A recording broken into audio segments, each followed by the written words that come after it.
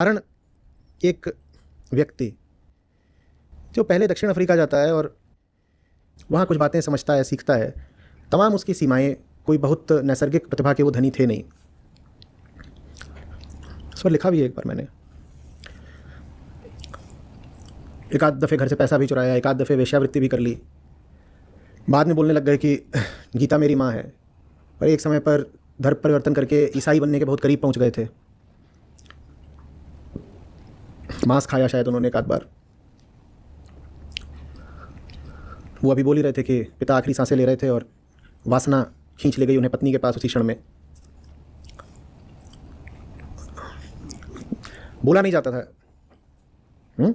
खड़े हो जाते थे अधिकारियों के सामने, खुद ही बोलते हैं कि आवाज़ नहीं निकलती थी, आत्मविश्वास की इतनी कमी थी। ऐसे थे वहाँ। लेकिन दक्षिण अफ्रीका गए, वहाँ पर देखा कि कुछ हो रहा है अन्याय, उसके खिलाफ खड़े हुए। फिर पढ़े लिखे थे, उनकी प्रैक्टिस अच्छी चल गई। और उस समय बहुत कम लोग होते थे जिन्होंने ब्रिटेन जाकर शिक्षा पाई हो और फिर विदेश में ही उनका व्यवसाय अच्छा चला हो और सम्मान भी फिर मिला। स्वयं सरकार ही उनको सम्मानित भी कर रही थी। उन्हें कुछ पड़ी नहीं थी वहाँ से लौटने की भारत। एक आम आदमी की दृष्टि से सोचो, और उस समय वो राष्ट्रपिता या महात्मा वगैरह तो कुछ थे नहीं। हम 1905, 1915 की बात कर रहे हैं। उस समय वो प्रसिद्ध भी थे क्या बहुत? भारत में तो नहीं, दक्षिण अफ्रीका में उनका कुछ। पर वो भारत आते हैं और एक साधारण आदमी है। अपने विषय में उन्होंने कभी ना सोचा हो कि एक दिन वो विश्व के ही नक्शे पर ऐसे छा जाएंगे। उन्हें कुछ और कोई बहुत महत्वाकांक्षी व्यक्ति भी नहीं थे। फिर आते हैं यहाँ, देखते हैं क्या चल रहा है। पहले कुछ साल बस चुपचाप समझने की कोशिश करते हैं कि यहाँ हो क्या रहा है, और जब समझते हैं क्या हो रहा है तो कहते हैं कि इन लोगों के पास जाऊँ कैसे, मैं अपना ये सूट, ये कोट पैंट पहन करके। और वही उन्होंने पहन रखा था, उनकी बैरिस्टरी, वही उन्होंने सब अपना। बोले कैसे जाऊँ इनके पास, इनके शर्म आती है इनके गांव में घुस के ये सब धारण करके, हैट वैट लगा के। बोले अब इनके पास अगर जाना ही है तो इन्हीं के जैसा होके जाऊँगा।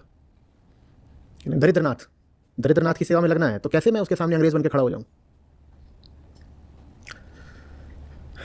ये वो इंसान है। अब इतनी ही कहानी में कुछ उसके चरित्र में ऐसा मिल रहा है कि नहीं मिल रहा है जिसकी प्रशंसा की जाए, तो बस हो गया। अपने आप को उन्हीं बातों तक सीमित रखो ना जो बातें तथ्यात्मक हैं।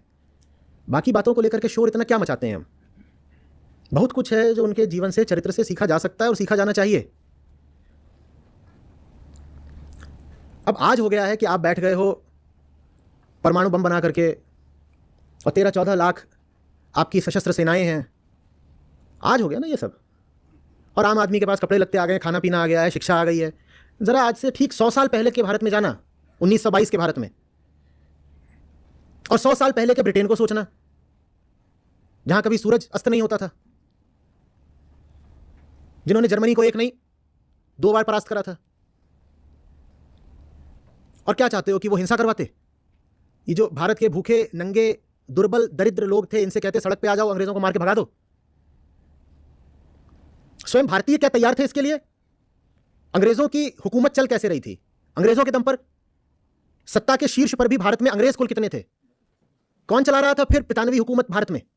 भारतीय ही चला रहे थे ना। वो भारतीय जो इतने भूखे नंगे थे कि पेट की खातिर कुछ भी करने को तैयार थे। भगत सिंह को फांसी दी, और फांसी देके उनकी लाश के 100 टुकड़े करे। किसने? एक भारतीय ने करे थे, और एक बोरे में भरकर चुपचाप लेकर जला दिया। कौन करने वाले थे? ब्रिटिश कर रहे थे ये सब कुछ। भगत सिंह के खिलाफ मुकदमा भी जिन्होंने लड़ा वो कौन थे? अंग्रेज थे? वो भारतीय थे। आप बात करते हो उन क्रांतिकारियों की जिन्होंने हिंसा का मार्ग चुना, उनकी संख्या कितनी थी? और उन क्रांतिकारियों की भी मुखबिरी करके उनको लगातार पकड़वाता कौन था?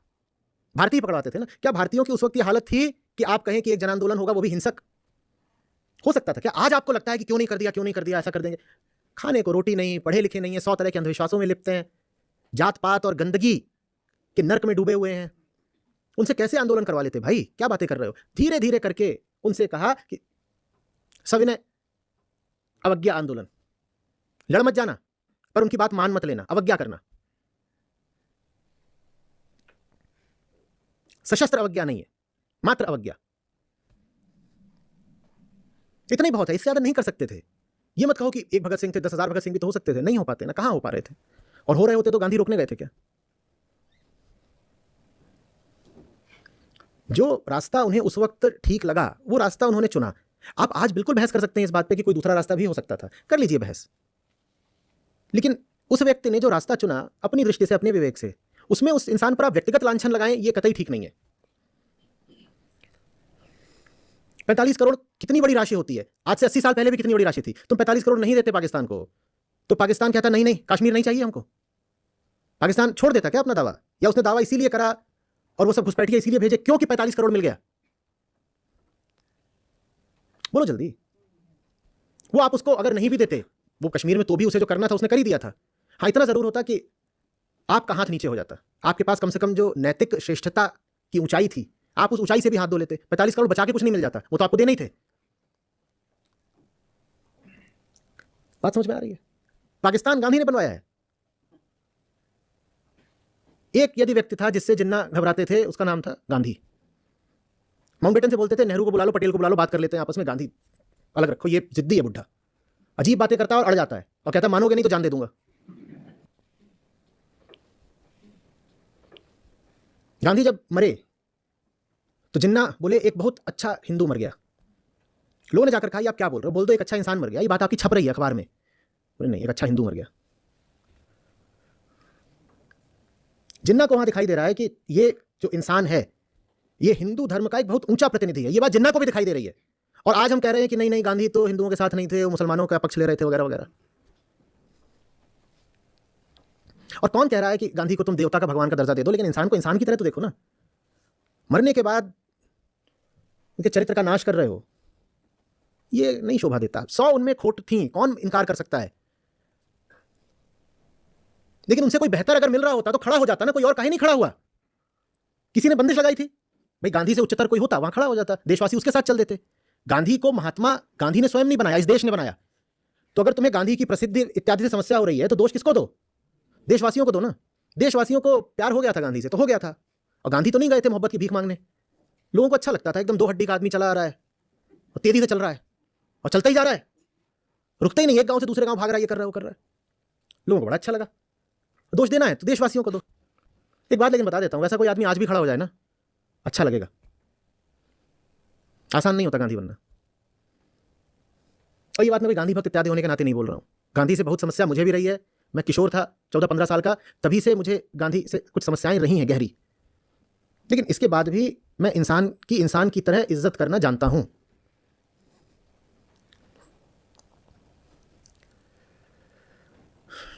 बिल्कुल सही बात है, राष्ट्र का कोई पिता नहीं हो सकता, एकदम ठीक बात है। क्यों बोल रहे हो राष्ट्रपिता? मैं भी सहमत हूं। इस राष्ट्र के यदि कोई पिता हैं तो वो ऋषि हैं जिन्होंने उपनिषदों की ऋचाओं की रचना करी, उनको बोलो राष्ट्रपिता। सत्य को बोलो राष्ट्रपिता। और ये राष्ट्र बहुत पुराना है, उसका पिता अभी 150 साल पुराना कैसे हो जाएगा? ये देश नया नया है राजनीतिक रूप से, राष्ट्र तो ये अति प्राचीन है। तो आज के गांधी राष्ट्रपिता नहीं हो सकते। मैं भी बिल्कुल सहमत हूं। और मुझे पहली आपत्ति इसी बात से हुई थी कि इनको राष्ट्रपिता क्यों बोलते हैं भाई। लेकिन आज जो उनके ऊपर कीचड़ उछाला जा रहा है वो बहुत दुखदाई है, ऐसा नहीं होना चाहिए, बिल्कुल गलत है।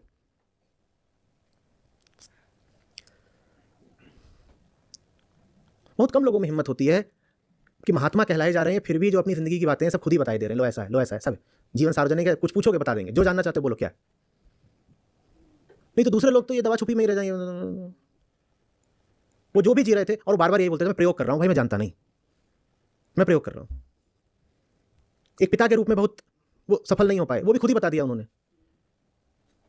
पत्नी के साथ भी उनकी बात बहुत अरसे तक जमी नहीं, क्योंकि वो जिस तरह के परिवार पृष्ठभूमि से आ रहे थे वो पत्नी पर हक चलाते थे, धौंस जमाने की कोशिश करते थे। विवाह के कई दशकों बाद ऐसा हुआ कि वो सामंजस्य की और गहरे प्रेम की स्थिति ला पाए।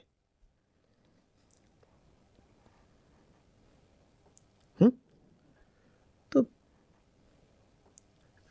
और वो कौन है जो गांधी पर कीचड़ उछाल रहे हैं? उनका अपना क्या स्थान है? उनसे नहीं पूछें? चलो गांधी की चर्चा कर लेंगे, कुछ तुम्हारी भी चर्चा करें। तुम किस स्तर के हो? जब भी कोई ऐतिहासिक व्यक्तित्व हो और उस पर कोई खड़ा हो जाए तोहमत लगाने को, तो उससे भी तो पूछा जाना चाहिए कि चलो उनको हमने मान लिया कि वो ठीक नहीं थे, वो कर लेंगे चर्चा। अब कुछ चर्चा तुम्हारी करें, तुम कौन हो? या वो बात नहीं करनी चाहिए? तुम्हारा स्तर क्या है, तुम्हारा स्थान क्या है?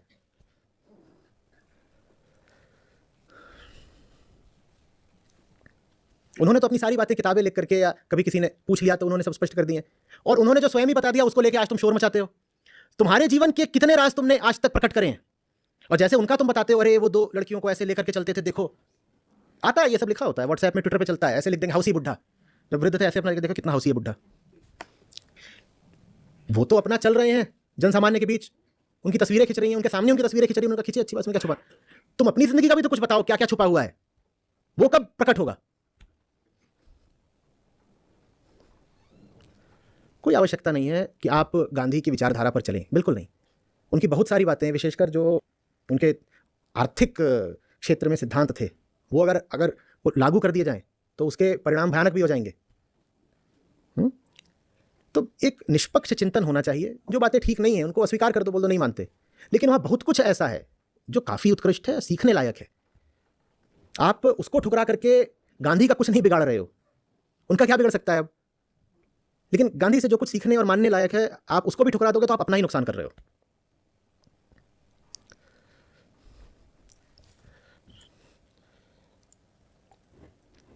उदाहरण के लिए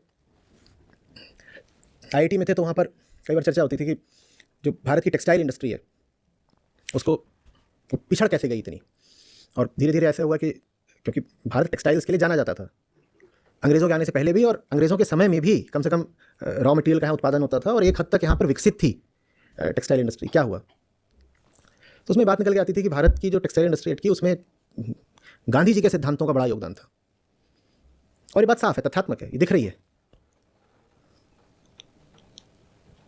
भाई हैंडलूम पावरलूम से कभी जीत सकता है क्या? चरखा चलाकर तुम अंतर्राष्ट्रीय स्तर पर कॉम्पिटिटिव हो सकते हो क्या? लेकिन आप ये थोड़ी बोलोगे कि वो खलनायक थे या भारत का नुकसान करना चाहते थे इसलिए उन्होंने कहा कि खादी पहनो और चरखा कातो, इसलिए तो नहीं कहा। भाई कुछ उन्होंने सोचा, जितनी उनकी बुद्धि थी उन्होंने सोचा। तुम्हारी बुद्धि उससे आगे चलती है तो तुम उससे बेहतर कुछ कर लो, लेकिन उस आदमी को इतना श्रेय तो दो कि उसे जो कुछ भी सही लगता था उसने हिम्मत के साथ सामने रखा और उस पर देशवासियों का नेतृत्व करके अमल भी करवाया। अंग्रेजों को जबरदस्त चोट दी थी गांधी ने। ये जो विदेशी महीन कपड़े की होली जलवाते थे ये कोई हल्की चीज नहीं थी। मैनचेस्टर से जाकर पूछो कि गांधी का वहां क्या नाम था और क्या छवि थी। और भारत से जो कच्चा माल निर्यात होता था उसमें तो बहुत ज्यादा यही था सब, ब्रिटेन की टेक्सटाइल इंडस्ट्री के लिए, और उसकी जो एक्सपोर्ट डेस्टिनेशन थी वो भारत था। और गांधी ने कहा मैं इनको वहां मारूंगा जहां इन्हें चोट लगेगी। गोली ना मेरे देशवासियों के पास है, ना चलवाऊंगा तो यही सब मरेंगे और लाखों करोड़ों में मरेंगे। ब्रिटेन की बात कर रहे हैं हम, जैसे आज का अमेरिका है उससे लगा लो 10 गुना ज्यादा ताकतवर तब का ब्रिटेन था। बोले ये जो दुनिया का सबसे गरीब देश है इससे मैं कैसे कह दूं कि तुम जाके ब्रिटेन से भिड़ जाओ ऐसी सड़कों पर। बोले ये नहीं, मैं ब्रिटेन को वहां चोट मारूंगा जहां उन्हें चोट लगती है। ये व्यापारी हैं सब और पैसे के भूखे हैं। इन्हें भारत से जो पैसा मिल रहा है, जो भारत को लूट लूट करके लंदन मुटा रहा है, मैं भारत की लूट रुकवाता हूं। और उस लूट रुकवाने के लिए उन्होंने ये सब करा, चाहे खादी की बात हो, चाहे नमक सत्याग्रह हो। हम बिल्कुल मानेंगे कि ये उन्होंने जो कुछ भी करा ये अपर्याप्त था। हम बिल्कुल मानेंगे कि इस तरह नहीं कहना चाहिए कि दे दी हमें आज़ादी बिना खड़ग बिना ढाले से। ऐसा लगता है जैसे कि भारत की आज़ादी सिर्फ एक आदमी के बूते हमको मिल गई है, दे दी हमें आज़ादी, बिना गांधी जी आज़ादी लेकर के आए और भारत की झोली में डाल दी। नहीं, बिल्कुल ऐसी बात नहीं है। द्वितीय विश्व युद्ध न हुआ होता तो आज़ादी को और बहुत समय लग जाता। 46 की नेवल म्यूटिनी ना हुई होती तो आज़ादी को और समय लग जाता। और जो क्रांतिकारी हुए थे जिन्होंने हिंसा का मार्ग अपनाया था वो ना हुए होते तो भी आज़ादी को बहुत और समय लग जाता। ये सब बातें हम मानते हैं। सुभाष चंद्र बोस ने भी जो करा उसने भी आज़ादी की तिथि को और निकट लाने में सहायता करी। लेकिन ये बता दो गांधी ना होते तो क्या आज़ादी उसी दिन मिल जाती जिस दिन मिली? क्या गांधी ने आज़ादी को लाने में कोई मदद नहीं करी तुम्हारी? सबने करा और गांधी ने भी करा। यह कहना भी गलत है कि गांधी ने लाकर आज़ादी दे दी, और यह कहना भी बहुत गलत है कि आज़ादी वगैरह में गांधी का क्या योगदान था। रही बात इसकी कि संत थे कि नहीं थे, कांग्रेस से उन्होंने बहुत पहले इस्तीफा दे दिया था। मेरे ख्याल 1931 में, देखना कब करा था, 31 में या 25 में, कभी आज़ादी से 20 साल पहले, 15 साल पहले वो कांग्रेस छोड़ चुके थे। तो उसके बाद कांग्रेस पर उनका अधिक से अधिक एक नैतिक प्रभाव था कि कांग्रेस के नेता वगैरह आकर के गांधी जी से सलाह लेते थे। कांग्रेस का अध्यक्ष कौन होगा ये भी गांधी के आशीर्वाद से तय होता था। तभी वो सुभाष चंद्र बोस और पट्टाभी सीतारामैया वाला, वो क्या करते थे कांग्रेस छोड़ने के बाद? उनका कार्यक्रम क्या बचा था? कहते थे मैं समाज सुधार का काम कर रहा हूँ, मुझे भारत से अस्पृश्यता हटानी है, ये जो गांव में इतनी गंदगी है वो गंदगी साफ करनी है। गंदगी नहीं, यही कूड़ा कचरा फैला हुआ है, तो मन की गंदगी भी, शरीर की गंदगी, सब हटाना है। वो इन कामों में लग गए थे। 1934 में उन्होंने छोड़ी थी, आज़ादी से 13 साल पहले कांग्रेस छोड़ चुकी। तो अब उसके आधार पर आपको उन्हें संत मानना है नहीं मानना है या आप तय कर लीजिए, कोई बड़ी बात नहीं है। मत कहिए संत थे, लेकिन इतना तो मानोगे कि समाज सुधारक थे। हरिजन कहा उन्होंने दलितों को, उनके कुएं खोलो इनके लिए और मंदिर खोलो इनके लिए और शिक्षा खोलो, स्कूल खोलो इनके लिए। कुछ गलत कर रहे थे? हाँ, आप बिल्कुल कह सकते हैं कि और करना चाहिए था, हम सहमत हैं, और करना चाहिए था। तो आप करिए ना, और आज आपको किसने रोका है? पर उन्होंने जितना करा उनको तो डिस्क्रेडिट मत करिए ना। आज आपको और ज्यादा करने से कोई नहीं रोक रहा, पर एक इंसान जो कर गया है उसका जबरदस्ती असम्मान करो, ये ठीक नहीं है। आज आप जितनी भी चीजों को बहुत कहते हैं कि ऊंची चीजें, लिबरल वैल्यूज वगैरह, उसमें से कई ऐसी थी जिनको गांधी ने बहुत आगे बढ़ाया। आप फेमिनिज्म की बात करते हैं, गांधी का महिलाओं की शिक्षा को लेकर के और महिलाओं की बेहतरी को लेकर के क्या विचार था, पढ़ने योग्य है, अच्छा लगेगा आपको।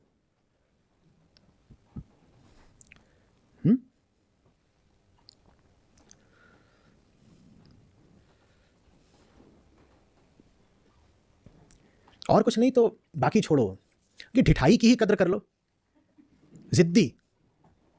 और ये जो बार बार बोलते हो ना कि वो मुसलमानों की ओर झुके हुए थे, मुसलमानों की ओर झुके हुए थे, कुछ पढ़ लिख लिया करो फिर बोला करो। नोआखली में दंगे हुए थे, उसमें मुसलमानों ने हिंदुओं को काट दिया, हिंदू सब भाग गए, बहुत बड़ा कत्लेआम हुआ था।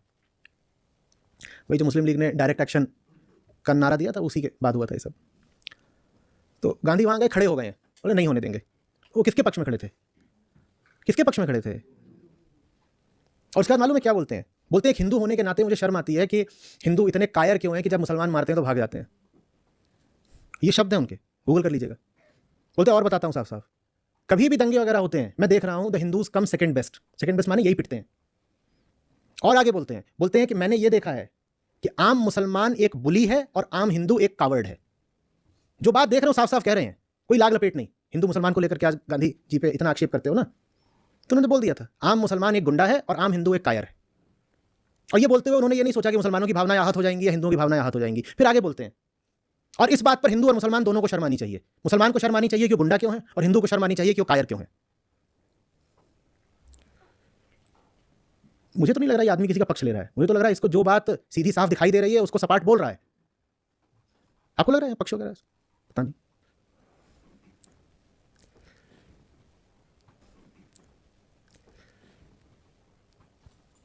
बल्कि गांधी ने जो बोला है वो बात तो राइट विंग के बड़े काम की है। जो हमारे ये सब दक्षिणपंथी लोग हैं जो सबसे ज्यादा गांधी की निंदा करते हैं, उनको गांधी के वचनों को उद्धृत करना चाहिए। क्या कि एक हिंदू होने के नाते मुझे शर्म आती है कि हिंदू इतना कायर क्यों है कि जब भी लड़ाई की नौबत आती है वो पीछे हट जाता है। हम कहते हैं गांधी ने हिंदुओं को कायर बना दिया अपनी अहिंसा बता के। हम कह रहे हैं गांधी ने अहिंसा बता बता के हिंदू को कायर और नपुंसक कर दिया। और गांधी तो वहां बैठ करके इसी बात पर आश्चर्य और शोक प्रकट कर रहे हैं कि आम हिंदू कायर क्यों है। वो तो कह रहे हैं कि जब भी आमने सामने द्वंद्व की नौबत आती है हिंदू क्यों पीछे हट जाता है, मत हटो पीछे। अब बताओ उन्होंने हिंदुओं को कायर बनाया या हिंदुओं की कायरता पर आघात करा? जल्दी बोलो। इसी तरीके से साफ कहा था कि अगर देश की सुरक्षा पे खतरा आ रहा है और सीमा पर लड़ाई की नौबत आ रही है तो मैं नहीं कह रहा हूं कि गोली मत चलाना। वो जिस अहिंसा की बात कर रहे थे उसको समझो। वो अहिंसा आपको कायर या नपुंसक बनाने के लिए नहीं थी। वो खुद ही बोलते थे कि मेरी अहिंसा बड़े साहस की चीज है। क्या महात्मा थे, क्या ऋषि थे? नहीं, मैं भी नहीं मानता कि महात्मा या ऋषि थे। आपको प्यार आ गया, जनता ने उन्हें महात्मा कह दिया, अच्छी बात है। गीता के विषय पर उन्होंने जो कुछ बोला है उसमें बहुत गहराई नहीं है। अनासक्ति आश्रम है उनका उत्तरांचल में, मैं वहाँ गया, वहाँ उनकी बातें लिखी हुई थी, मैंने पढ़ी। बहुत उनमें दम नहीं था, बहुत अच्छे से वो गीता के श्लोक और वेदांत का दर्शन नहीं समझते थे।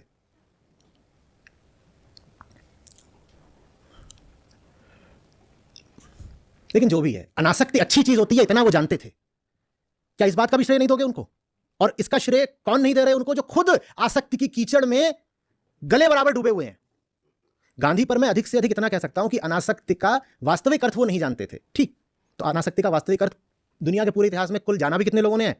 150 लोगों ने। गांधी नहीं जानते थे, ये बहुत बड़ा इल्जाम नहीं हो गया। लेकिन गांधी पर जो इल्जाम लगा रहे हैं वो खुद कितनी आसक्ति में डूबे हुए हैं वो तो बताएं।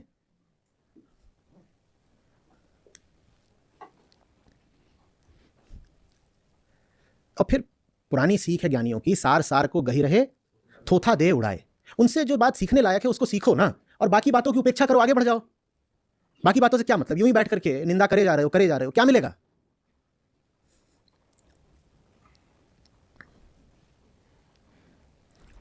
हमारे भी होते हैं घर परिवार में बुजुर्ग लोग, गांधी 60 पार कर गए, 70 पार कर गए, 75 पार कर गए, 80 के हो रहे हैं। हाँ, और भाई 2 हड्डी का कंकाल नुमा आदमी और पदयात्रा करे जा रहा है। इतनी करके दिखा दो ना।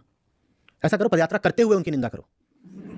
तुम भी उतना चल के दिखा दो जितना वो चलते थे उस उम्र में, और चलते चलते उनकी निंदा कर दो। हम नहीं कह रहे हैं कि कोई अगर पदयात्रा कर रहा है इसी नाते वो महान हो गया। पदयात्रा करने भर से कोई महान नहीं हो जाता, बिल्कुल ठीक बात है,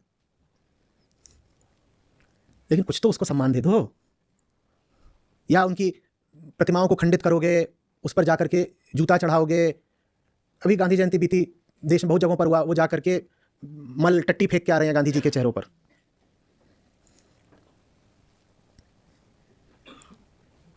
ये क्या है? ये कहाँ की मर्यादा, कहाँ के संस्कार हैं?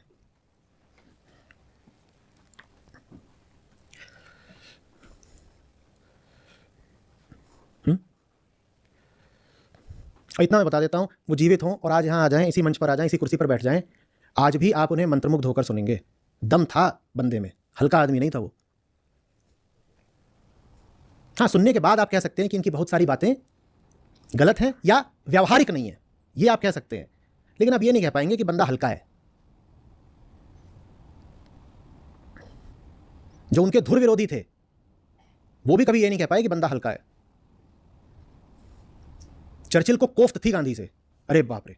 और गूगल करिएगा, राउंड टेबल कॉन्फ्रेंस लंदन की देखिएगा, वहां वो सारे बैठे हुए हैं, सूट ही नहीं गर्म सूट पहन करके, और उनके बीच में एक ही आके बैठ गए।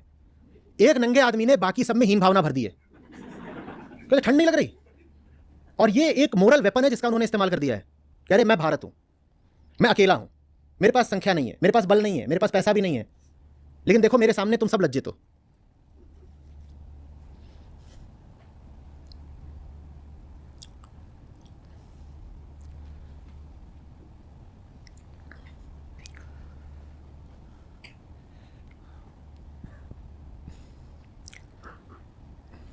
मत चलो उनके सिद्धांतों पर, मत मानो उनके आदर्शों को, लेकिन उनको एक बार ठीक से पढ़ लो, जान लो। उनकी बहुत सारी बातें वैसे भी अब बहुत आउटडेटेड हो गई हैं, उसमें रखा नहीं है कुछ, लेकिन फिर भी इंसान के तौर पे उनको जानोगे तो तुम्हारे लिए ही अच्छा होगा।